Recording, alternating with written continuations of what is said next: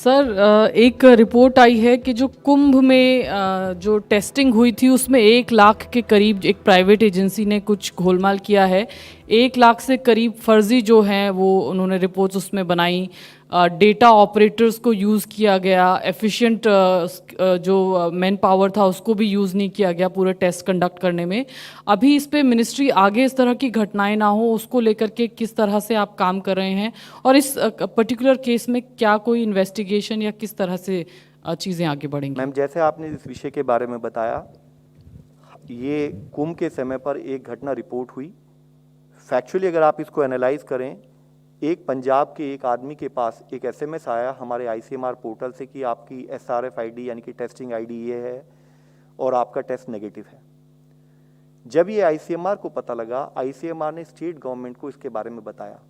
State government ने बड़े proactive manner से, not only in this particular case, उन्होंने साथ में अपने कंट्रोल रूम के थ्रू जो सैंपल कलेक्टर्स जो कि एजेंसीज ने बताए थे उनको कॉल किया।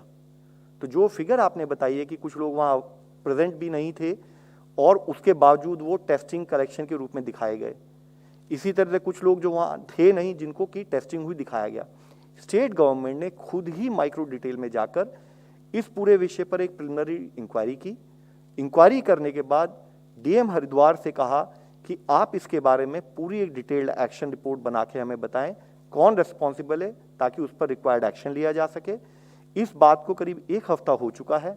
जो फिगर आपने बताई है कि वह 50,000 है, 1 लाख है, this is more of to be determined by the end of inquiry. इसके बारे में ना हमें पता है ना आपको पता है, लेकिन अगर कहीं पर भी कोई गलती हुई है तो स्टेट के सेक्रेटरी हेल्थ, जिनसे मेरा डिटेल्ड इस विषय में चर्चा भी हुई थी, उन्होंने कहा है कि नेक्स्ट 7 से 8 दिन में डिटेल्ड रिपोर्ट आएगी।